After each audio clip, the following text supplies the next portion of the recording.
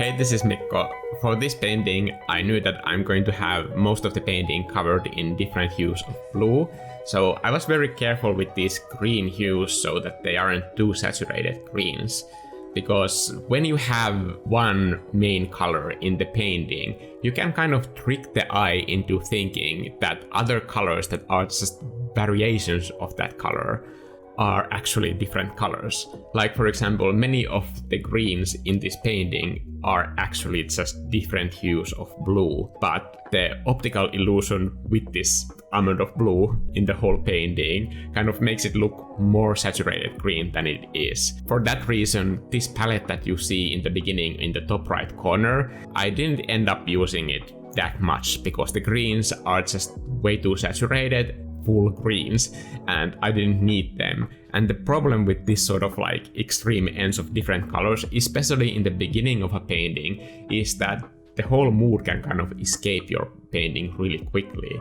If you narrow down the hues into this very small pie, if you think about colors in a ring shape of hues, it can be much easier to get this sort of mood across in the painting for what you are going for, and it's always super easy to add more colors in the final steps of the painting, but if you start out with tons of different very bright colors, it can be much more difficult to manage all of that. Also, keeping enough of editing space in those colors is important, and for that reason, most of my color choices when I make palettes for myself, they are quite desaturated, because I know that I can kind of like crank out those saturations and highlights in the end, but if I have too much highlights and saturation all over the painting, I will not have any of that like space to go on. The difficult part about this painting is this forest trees in the background. This was an ongoing kind of visual problem that I wanted to solve because they are kind of like hard shapes, but when you go walking out in the forest, you don't really look at individual trees. So I wanted to have this sort of different solution for painting a forest without focusing on individual tree trunks. I wanted the forest part to blend in like vertical mass of shapes, rather than the viewer focusing on individual tree trunks, if that makes sense. And I haven't done this before, but I think it was a cool problem to solve because I love painting forests so much, and it has always been this sort of like difficult composition element to manage. And I got this idea when I was out running in the forest, and I was just looking at the trees around me, and I thought that where am I really focusing here? If this was a painting, I probably wouldn't start painting individual trees because that's not the experience of me running through a forest. The experience is just seeing all this mass of foliage and tree trunks, and there's so many of them that I don't focus on individual ones, and they are not the main focal point of this painting, so that's why it was a kind of main issue, even though they are just part of the background. But when something is part of the background, it can be like really difficult to make it fade in there. I think the problem I have with this channel is like people sometimes ask me, for example, to make a tutorial on how to paint trees, but I wouldn't want anybody to see a tree painting tutorial and like continually just copy that method to painting all the trees. You kind of have to approach every single painting with the unique challenges that produces. That's why I think learning composition is more important than just copying a tutorial. About copying, I wouldn't recommend anybody to just like do the paintings that I do on this channel. Maybe just think about the process that I'm going through and try to apply that thinking into your own process, because I think these paintings are already done by me. There's not that much need for anybody else to do them, and I think it's always a shame when I see like a perfect stroke for stroke copy from my paintings, and I think that all of this effort could have been used to do something that tells about that artist and their life and what their imagination has in store. So the main idea for this whole painting is that these little spirits of the forest, they are waiting for new company to come, and the company comes from the stars, and it's like a starfall that comes from the heavens. There's this gate that I'm going to paint for them later on, and it's like a runway for an airplane, so they can see this small forest path from a distance, so they know where to land. and all of these little guys gather around this runway during full moon to kind of greet the new person that is going to arrive through the gate. And I think this was a really fun environment to kind of spend my days in, especially since it has been such a stressful week in so many different ways for me. And painting these little guys, I think it was just the exact painting that I needed to have right now.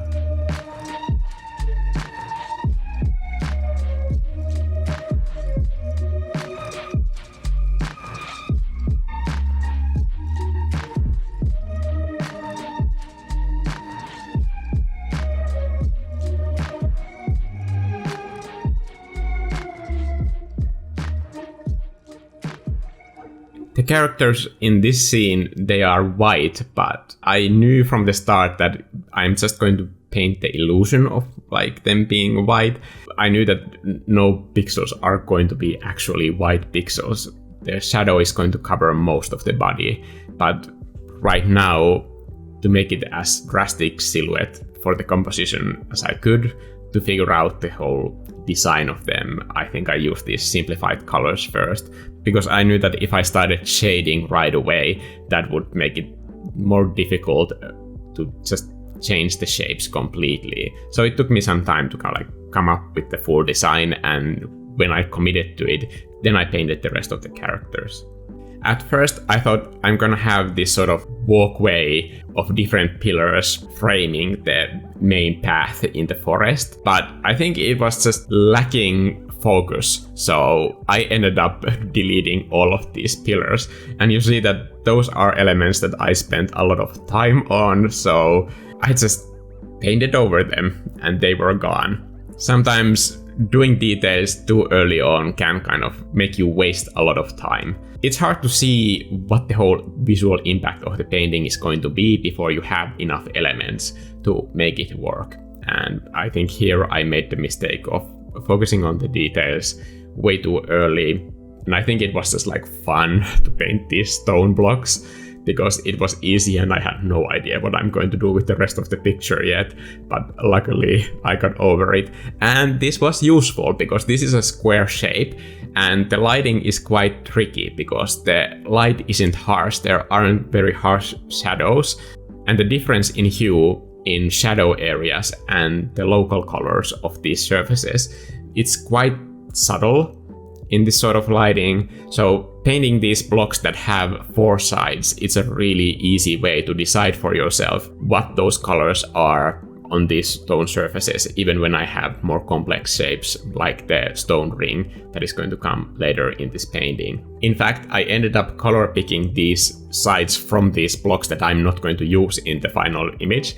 I used these stone blocks to create 3 marks on a separate layer that were just markers that what is the light that is coming from the top, what is the light that is on the local color of the surfaces of these stone blocks, and what is the shadow color for these stones. And I used that marker to paint the more complex shapes later on. So it wasn't completely a waste of time, but sometimes you just need to keep searching until you find something that you like. And I think I kind of embrace this search because I know it when I see it.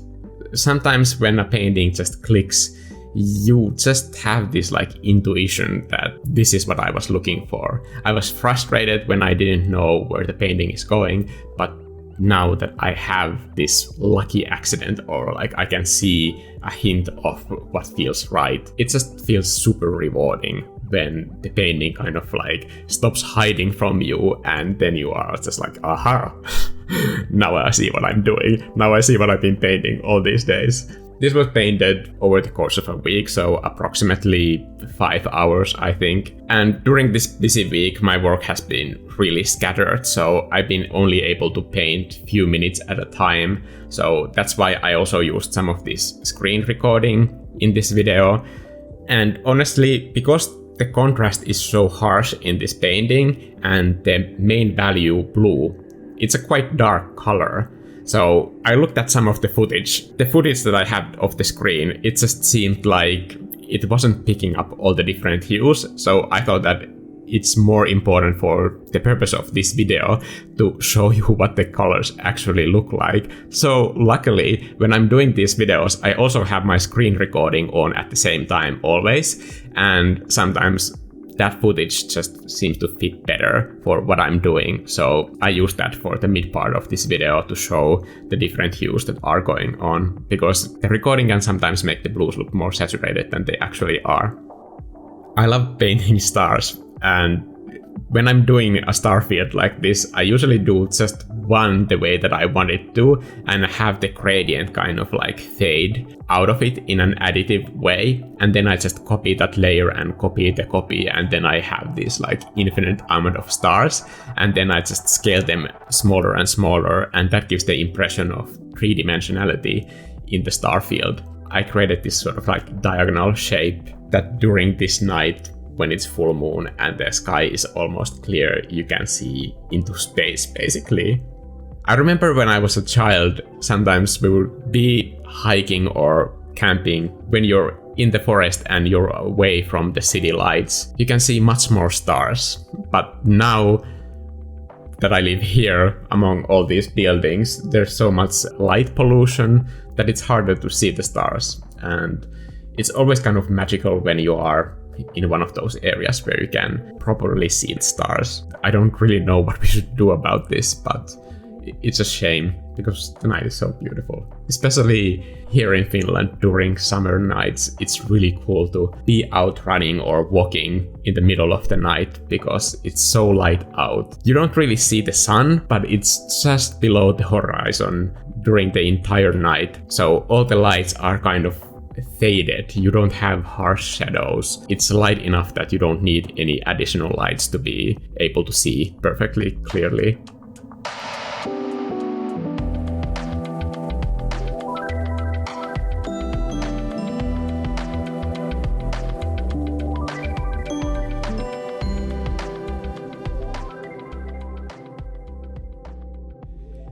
You can see that I started adding the moon and then I took the moon off and then I repositioned it a billion times, but that's just because it's such an important composition element. Usually the ring shapes in a painting are ones that gather the attention very effectively, and this painting has two of them, and with those ring shapes I was finally able to focus the middle of the painting area into a cohesive composition.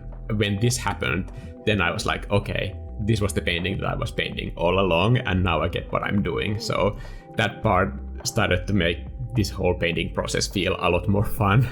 But up until that point, it was just like, oh my god, where is this? What is this painting even?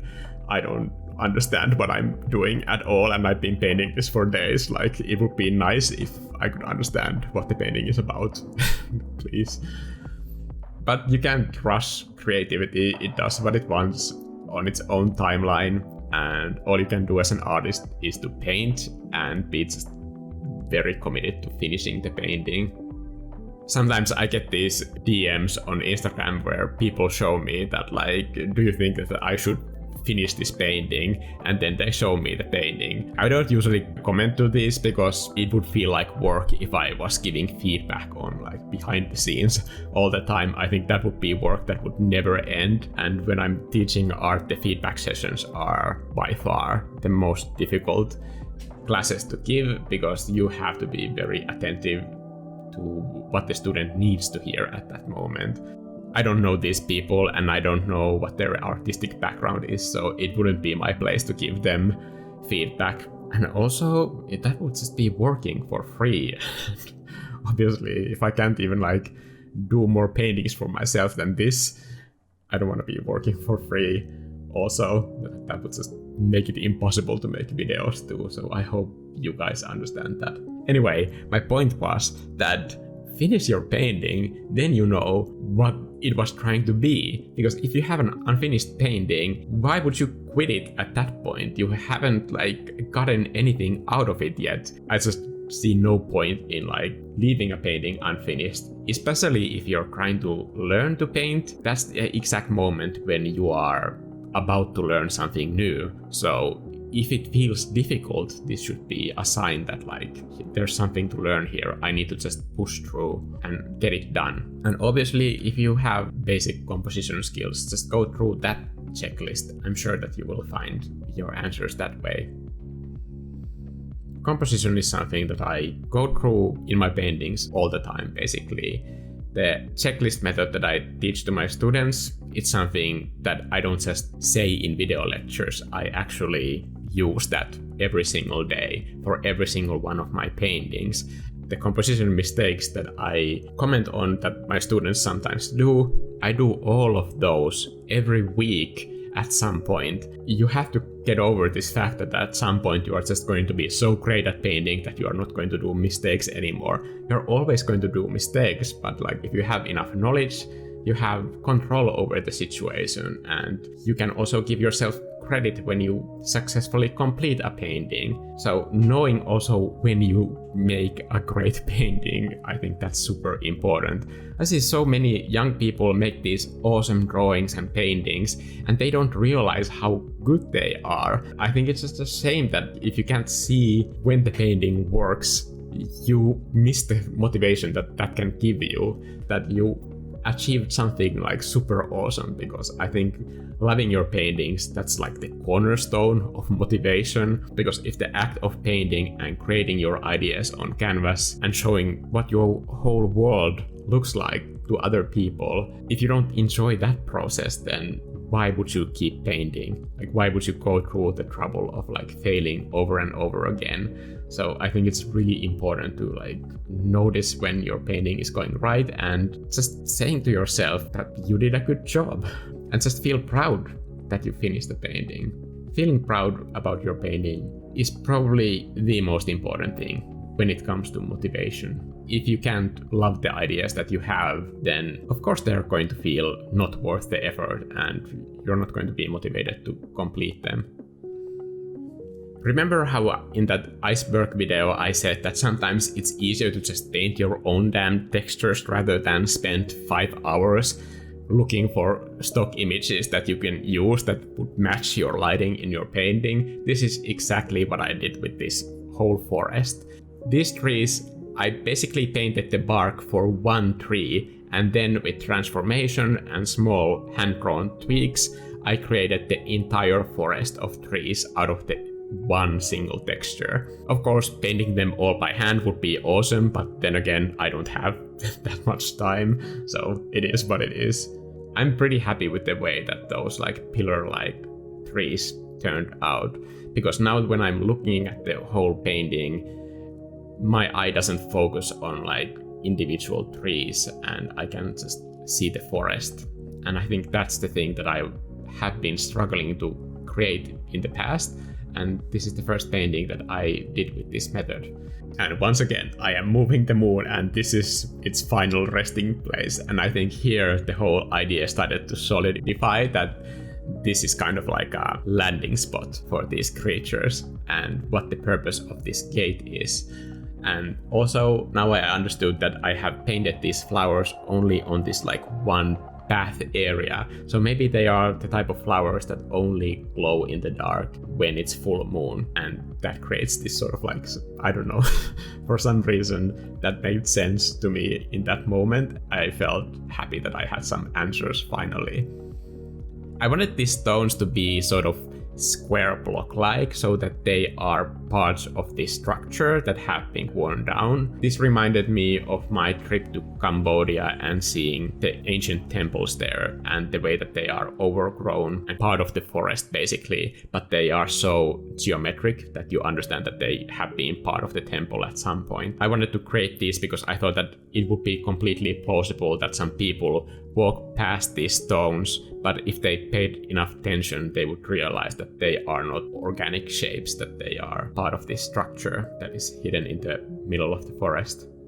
I know a lot of you are always asking me what this brush is, and for this painting, I can now say that this has been done with my completed brush set, and this is only one of those brushes. So once again, I'm using only one brush, and the name of this brush is Polar's Ice Cream Truck. I love this name, and it's based on a painting that I did way back. And it also has that painting as an ID image in the brush settings. So all of these Procreate brushes now have these ID tags that you can customize and sign for yourself. I think that was super fun part of creating the brushes. And this brush will be available in my brush set. I'm gonna put a link in the description to the Gumroad page. I think it has the field where you can put your email and it will notify you if you want to be notified when my brush set becomes available. The price will be 10 euros. Most of my brushes have this feature that when I'm painting with the stylus almost sideways, it creates this low opacity brush strokes. And I use this function to color pick the in-between colors when I want to blend colors, like for example this foliage in the trees. When I do a sideways brush stroke, I will usually delete it, but I will delete it only after I have color picked those sort of like half tones between the color that I want to blend with another color. The angle that the brush has to be tilted at is so drastic that I never accidentally tilt my brush that much when I'm painting like this. So normally it's 100% opacity all the time. And I love painting with 100% opacity because it just makes you think more what direction you are making the brush stroke. When you have low opacity brush strokes, it doesn't really matter one way or the other, and you kind of like miss that whole impact that you can do with the brush stroke. Like for example for these trees, even though they are using the same texture from the trees, that is sideways texture because I wanted to describe the volume of that whole tree trunk. But if brush strokes that you do for trees like these, for example, are vertical, it will just make the whole forest look like it's not as physical as tree trunks that are painted with horizontal brush strokes. I'm making these hand gestures here, and I just realized that I'm again emoting to a microphone, which makes no sense. I have to start using a camera for these voiceovers. One thing that I love about finishing a painting like this is doing all the different lighting effects, especially when I have been patient enough with the saturation and I have that sort of like editing room to really kind of like push the limits of the painting and the composition to focus it on my main focal points and then just like really bring out that mood. And I also added a lot of individual lighting parts to these trees. In the end, all of the trees look pretty different. Personally, I wouldn't be able to tell that those are all the same texture, and that just comes from having all these multiple different effects on different layers, and then I just used layer masks to draw them in places where I wanted the light to hit. There's a lot of clouds in the horizon of this image, but in the end I ended up erasing a lot of them away because I just thought that that part of the sky needed to breathe a little bit more, and I thought that the edge of this leaf that the character in the foreground is holding, I didn't want it to have relationship with the skylines in the background. That's why I ended up taking them away, even though I was kind of like happy with the way that the clouds were painted here. But the greater good is always the composition, and that's the rule that I go by.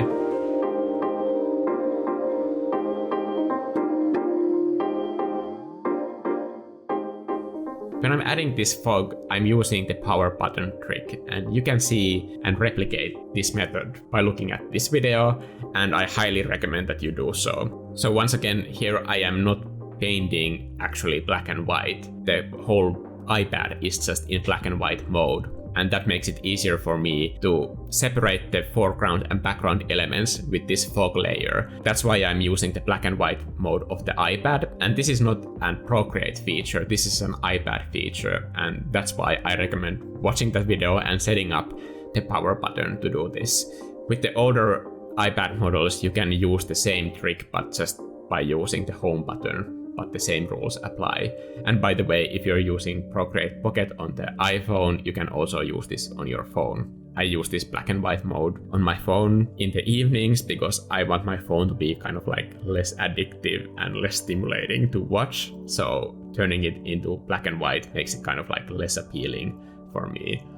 One thing that I noticed with this black and white mode is that the contrast in this leaf, it was a bit too harsh on the outer edge. I don't mind it having this level of contrast in the inner edge, that is in the shadow, because it's a foreground element, so you would expect it to have higher levels of contrast, but on the outer edge nearer to the sky, I used a lighten layer and I set that as a clipping mask. And then on that lighten layer, I just painted away those harshest shadows. And I like lighten layers because that doesn't harm the lighter colors there. So I don't have to completely repaint the area. I can just erase the shadows with the color that I want. Here I added that nice little flower to this little guy, because why wouldn't you want to use these as accessories? When I was doing these flowers, I remembered this one instance when I was working on one game project and I had painted flowers to some of the promotional art for it. In one meeting, suddenly one of the artists working for that project said that like, can we delete these flowers from these illustrations because they are so embarrassing for all of us. And I just couldn't understand at all why anybody would say that. And remembering that instance just made me feel so lucky that like I get to paint this painting for myself and I can add as many damn flowers as I want and make them pink, god damn it. So just try and stop me. Yeah, people have weird opinions about things. I think if you're so insecure about your masculinity that having flowers in your product makes you feel uncomfortable, I don't know, maybe there are some issues that you should work out somewhere on your own. Whenever I'm making these sort of glows, like for example the glow of the flowers, I always want to check with the hue and saturation all the different possibilities of what that glow could look like. That doesn't mean that I don't have like a general idea what I want it to be, but it's so fast to kind of use the hue and saturation slider and then just see all the different options in real time that it doesn't really harm you in any way. And I think in this instance, it made me use a bit more like warmer tone for the glow than I had been intending. I just thought that I would be using the same purple-pink tone for the glow as well. But when I changed the hue to this sort of like warmer shade, I think it worked like a nice contrast to all the cold colors in this painting. So that I just found by trying, and I think that's how most color combinations happen, by just exploring the different options until I find something that works. And I know that I will know when something clicks, so it's not that luck-based. There is also intuition involved, but you have to go through the work of just presenting all the different options for yourself. The last part is almost not visible in the final painting, and it's these rays that are coming from the moonlight. They are going to be so low opacity in the final image that they are almost not even visible, but in the darkest areas they add a bit more direction towards the moon itself, and not just like this up and down movement on the sides. That's why I wanted to have them there, to focus the eye to the middle of the image when there are two strong verticals happening. And this I did the same way as the glow of the flowers, so I just went into the curves and then I just experimented with the colors until I find hues that I like, and then I commit to those. And here I'm painting them out with a layer mask, and here I have also used the power button trick to turn everything on iPad black and white, so I can just focus on the value of these rays, because the saturation of it can be distracting.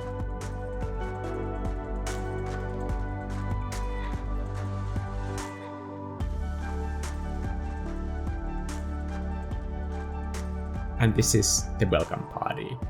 I think this is the kind of group of friends that you would like to have when you have a long flight through the stars and you land in this dark forest in the night. And with company like this, I think you are happy that you made the trip. Thank you for making this trip with me, and you can see more of my painting videos on this channel. I'll see you guys in the next video. Bye!